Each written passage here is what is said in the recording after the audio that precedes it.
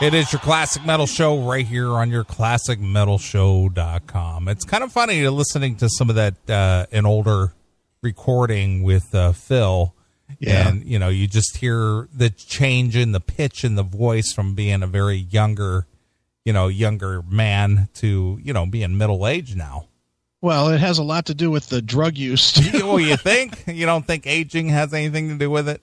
Maybe a little, but I think that's when he was still a somewhat clean kid. Yeah, he was a kid. Yeah, he was. I mean, that's before Cowboys. That was a radio broadcast that they did on. It was like the last gig that they did for power metal. Sure. And they did it for whatever, Z-Rock, and then after that, I mean that song ended up on Cowboys, but they didn't. That, like you said, that's a new song. Mm-hmm. So. That'll tell you how long ago that was. So that would have been, what, about 1989? Yeah, about there, yeah. So 28 years ago? Yeah, yeah. You can hear from that the very, very early influences of Cowboys from Hell. Sure. You could hear the direction they were going. Yeah, and it's funny because if you listen to the rest of the concert, it's all that Judas Priest stuff that they were doing. Well, it was very 80s, but it had a harder edge than the 80s, but it was just slowly going into, that developed Pantera sound. Yeah. But then you get that song, which was the full Pantera thing, and they launched from there. So sure. I love that old stuff, man. You know me, I'm a Pantera junkie. Well, anyway. I like to listen to the old stuff because you kind of hear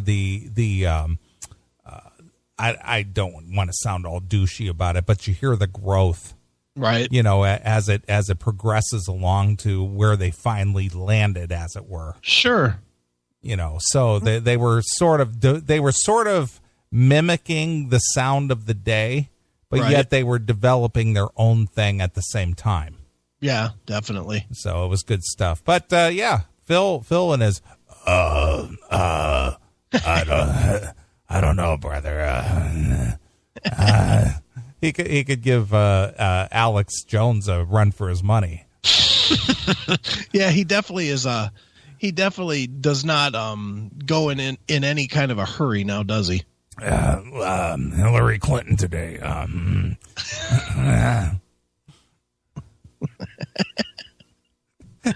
But he did you see what I meant though? That he took it. He did. I mean, I think that's because it's such a controversial topic, and he knows everyone wants to talk about it.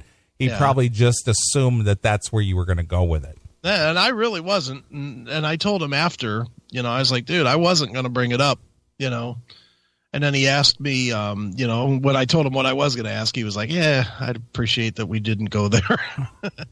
He didn't necessarily want to talk about Rob Flynn. So. Sure.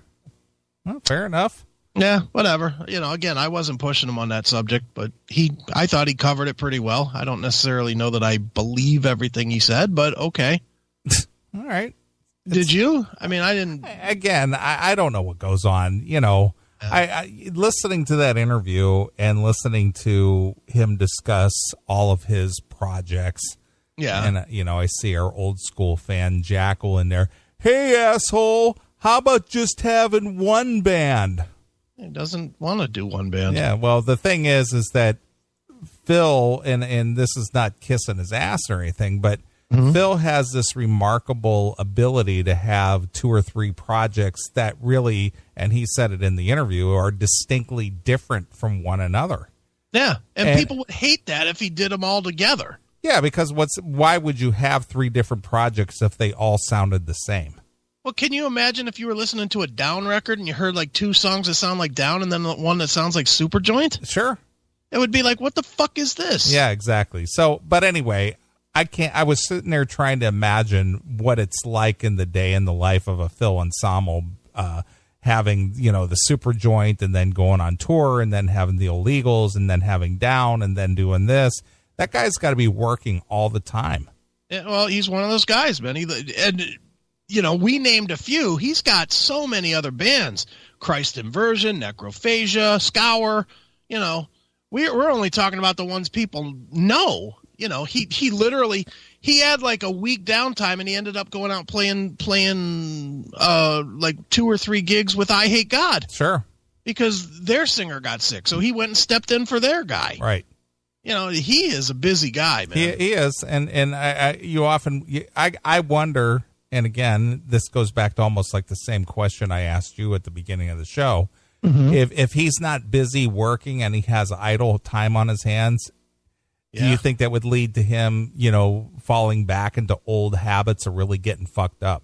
It could be. Yeah, it's like rather than getting fucked up, if I can't be working all the time and be busy all the time, and to use an old cliche, idle hands are the devil's workshop, as it were. Yeah. If I'm not busy doing something all the time, then I get bored, and when I get bored, I start thinking about, you know, doing the pills or the drugs or the alcohol or whatever it is that he does. Yeah, well, since he's cleaned himself up somewhat, you know, has been when he got busy again. So, you know, there's probably truth to that. And I know you don't know Kate, his chick, and his manager and whatnot, but I got a feeling she keeps him going. Yeah. She definitely is probably all in whenever Phil says he wants to do another project. She's probably like, "Yep, go ahead. Let's keep that train rolling." Yeah, absolutely. Hail and kill, caller. You're on the air. I'm just waiting for the fucking Phil Anselmo rap album. That's what I'm fucking waiting for. That's what you're waiting Hail for? And kill, fuckies. Is this the Skribbal himself? Yes, sir. Well, I was gonna bring you in with the CMS Rap, but since you're on the phone, there's no sense in even going there. Oh, man, I was listening to that new super joint, just fucking wanting to hack bodies up, so I had to call immediately. Well, our fan and musician Skribbal is on the phone. Skribbal, of course, he submitted the CMS Rap as well as the Megameth version for the classic metal show, and this is a talented guy. Skribbal, is obviously the first time that I'm speaking to you and having you on the show, but there's a good reason for having you on, aside from the fact that you're a big fan and you've contributed to the show in a couple of different ways. But Chris got a hold of your new disc, and I have not had a chance to listen to it, I'll be honest with you. You would hate it. Well, regardless of that, I'd still listen to it just to check it out. But right. Here you are. You're a fan of the classic metal show. Obviously, we're not a rap show, but that is your interest. That's what you do. That's what you like. How is it that you come to find the show, the CMS, like the show, but you dabble in other creative outlets? Well, I mean, I'm not really into rap music. I grew up listening to 6 Feet Under, Slayer, Megadeth, all the shit that my fucking meth head parents were listening to. Your meth head parents? So, yeah. were your parents really meth heads, or are you being funny about that? No. I mean, I was put into foster care when I was 9 years old. You know, they never got their shit together. So, I was in Oregon when I was a kid. And I got horrifying fucking stories of my childhood. So. Oh my God. I think there's a book there. I think I know an author who could help you write that. No kidding. Yeah. So, I mean, I was listening to, all the shit that my Speed Freak parents were listening to. And I was also introduced to metal because my dad had a band full of tweakers.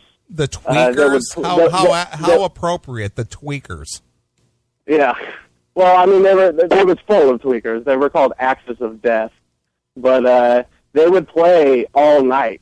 Like we would, all the kids would be trying to sleep, and they would be playing like Sabbath and, Exodus and Megadeth. And so I was really introduced to metal since I was a little kid. So when I got placed into foster care, they never got their shit together, so I was forced to move to California from Oregon, and that's when I kind of got into angry white boy rap music. Now, who was in California? How did you end up from Oregon to California? My grandparents lived in California. Yeah. I gotcha. So you're in the LA. You're in the LA area. Yeah, LA County. I'm like 20 minutes from downtown. Okay. So what? North or south or east? South. South. Okay. All right. I'm in it. You're in the south. You're down in the South Bay area, down past LAX or something. No, I'm in a town called El Monte. Okay, El Monte. Right now, it's off the I-10. Yeah. Yeah, I know where it's at. All right, go ahead. Oh, okay. Yeah, I mean, so I was basically, introduced to rap music when I was forced to be around Mexicans.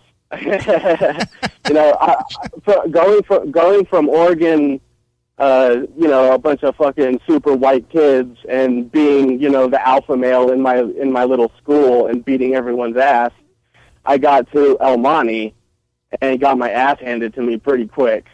So it kind of forced me to learn real quick, you know what I mean? Why, were you banging their brown little girls or what? Oh, nah, just like,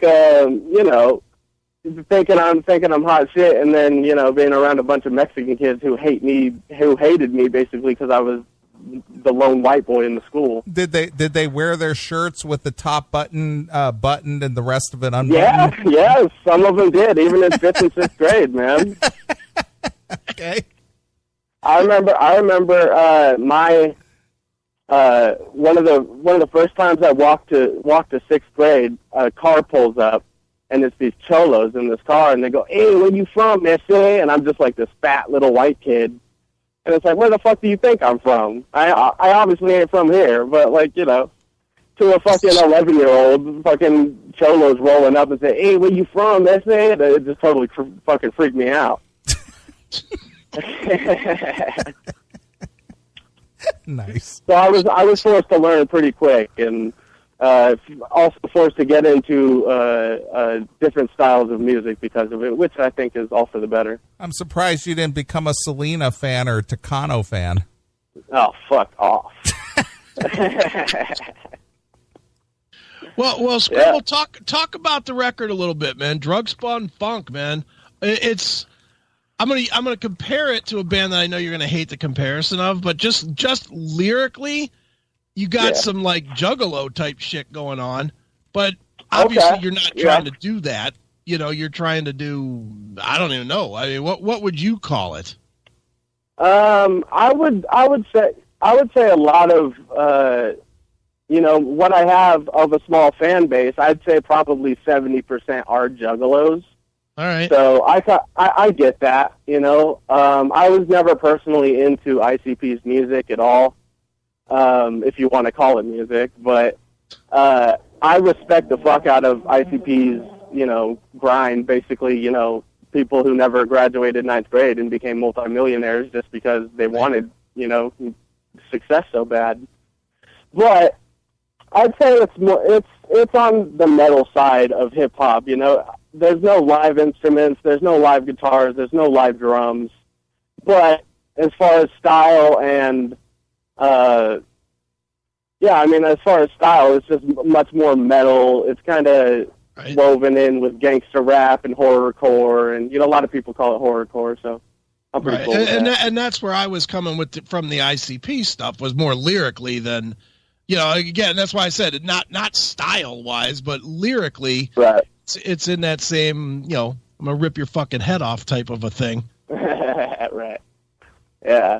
I've been. My style has gone. When I was a kid, like when I first started rapping, when I was 11, 12 years old, I was rapping, Eminem's old shit where he was talking about, fucking throwing his wife in a lake and shit like that.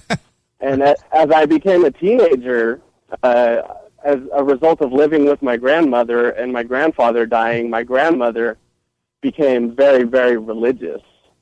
So it got to a point when I was a teenager where I could only make stuff that would appease her. So I was actually doing Christian rap, which I know most motherfuckers are like, what? Like, I've never even heard of that. Yeah, well, Chris had that same experience. He was only reviewing Christian CDs at some point. I'm sure the bands would have loved read those fucking reviews. Hey, I actually did review quite a few Christian acts. Thank you. Jars of Clay, Palm, lots of them. I was all in on that stuff. Sadly, I am too familiar with all of these bands. But yeah, so I mean, like, my style has gone from Christian rap to Satan rap, you know, pretty fairly quickly, and you know, I got involved with drugs like an idiot, with the same drugs that got us taken away, and then I had a kid, not on purpose, obviously. You know, I was 19, so I kind of had to just put that shit back. I had to look back at my life and be like, what the fuck am I doing the same shit that sent my parents into a tailspin? So the Drug Spun Funk is kind of, you know, even though there's a lot of like horror style rap and shit, there's a few songs on there that are really about my experiences with drugs and that kind of shit, and just learning and being in a really fucked up situation since I was a child, you know. Well, where did you learn your musical skill? I mean, I'd say rapping other people's shit when I was a kid, you know, rapping Eminem shit. Honestly, what got me into rap music at first was Limp Bizkit. And, you know, that's why I wrote an email to you guys, and I said I thought it was really fucking cool that, as a devout-ass metalhead, Chris, you said that, you know, you were a fan of Limp Bizkit and you didn't give a fuck. So, I mean, when I heard rap mixed with metal, which obviously I loved because I was just a metalhead at the time, I thought, fuck, I can do this. If Fred Durst can do this, I can definitely do this. Right. So, yeah, you know, I mean, I learn like anyone did. Anyone learns their style. They start playing whatever they like. Well, how about the instrumental part, you know, the actual programming of the music and stuff? Where did you learn that? Or the beats, you know, I've done a few different beats, but for the most part, I have producer friends and shit like that, and I have various, you know, I got about 5-6 mixtapes until Drug Spun Funk came out. So those mixtapes are all recorded, mixed by me. A few beats are from me, but most of them are from friends who make beats and shit like that. But I learned to record, you know, like when I was 11 years old, I had a karaoke machine that had a dual cassette tape in it. Now, mind you, cassettes were already like way fucking out of style at this point.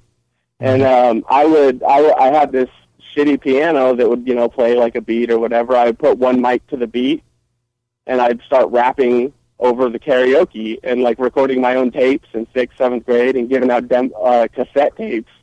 And even at that point, like, people were like, what the fuck is this? And nobody knew what the fucking cassette tape was. But, yeah, I mean, I just learned, you know, and then when I was 14, I got a laptop and I started learning, you know, Pro Tools and all that kind of shit. Well, again, you're a lot like Chris and I, you know, we're both pretty much self-taught when it comes to, you know, our different skill set. You know, Chris learning websites himself or learning to write himself, me with the, you know, with the engineering of the, you know, audio and the building of the studios and things. You know, those are all self-taught things, you know, because right. I didn't go to school for that, and I know Chris didn't go to school for any of that, and obviously you didn't go to school for what you do. So shit, I didn't go to school at all. Yeah, well, but that's just the desire on your part, trial and error to make it happen, right. And you right. kind of make it you learn it and make it happen. Yeah, I mean, you know, like, nobody was ever there to teach me shit. You know, I didn't have anybody there who would be willing to take me to a studio or some shit and, oh, meet this producer and see how he works. And I just had to learn all the shit because I love to do it. And, of course, looking back, like any of us can look back at our old shit and be like, oh, you know, I'm sure Chris can look back at some of his old writings and just it was all great. Like, Every last one ever was fantastic. You know what would make your story more compelling is if your parents had dropped you off in a dumpster and you actually lived your whole life growing up in a dumpster and it made it your home. You know that dumpster baby. I got stories that can top that, sir. being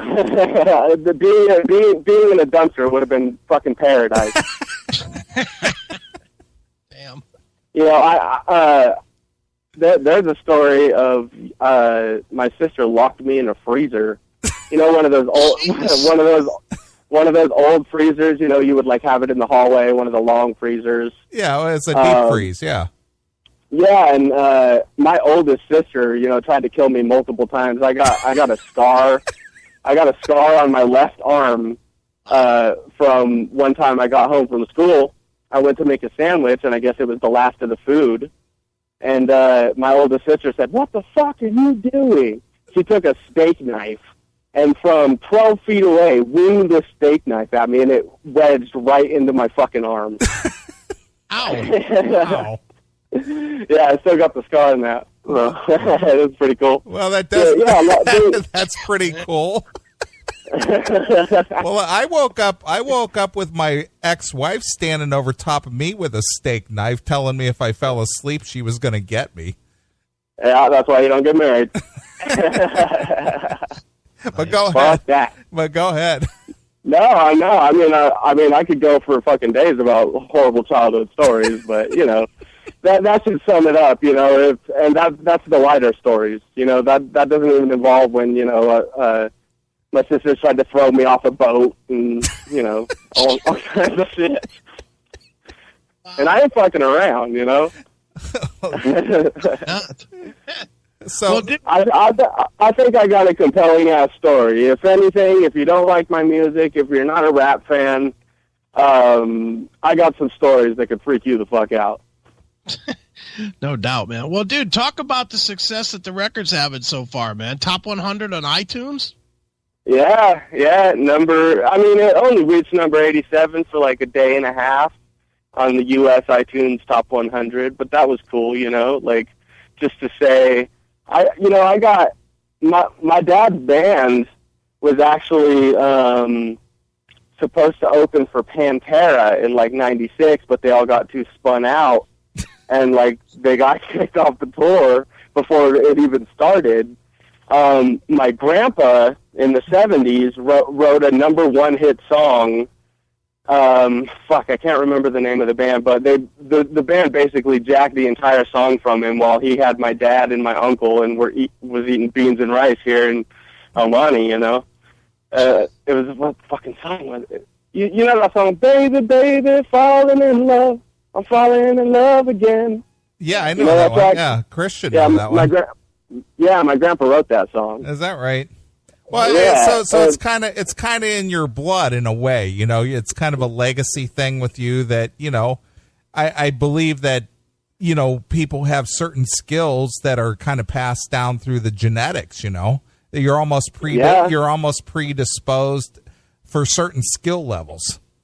Yeah, and I mean, my uncle is Korn's drum tech, but before he was Korn's drum tech, you know, he was one of the fucking baddest drummers in metal. You know, he was in tons of great bands, but he just never made it. So going back to the album, to even be a number 87 on a chart for whether it was a day and a half or a month, like, it feels fucking great. And I'm still number 92 on the Ireland Top 100 iTunes for some reason. So I don't know what's up with that. So, I mean, yeah, it just feels great to I mean, you know, it hasn't sold like a shit ton. You know, I ain't making enough money to fucking buy a new house or anything, but it's a slow burn, but, you know. But for somebody that's really not known out there, dude, that's a hell of a start, man. Yeah, man, I'm very, very proud of it. And to everybody, you know, who helped with the album, and, you know, it feels fucking great, man. Absolutely, dude. Well, dude, what should we, I know we're gonna wrap this one up, but what song should we wrap you up with? Well, I feel it is only appropriate to wrap it up with "Cursed," in which I did use the term "fuck pig," and I did get the term "fuck pig" from the Classic Metal Show. Well, so thank you for that. Well, I thought maybe we would wrap it up with this one. What do you about this? There it is.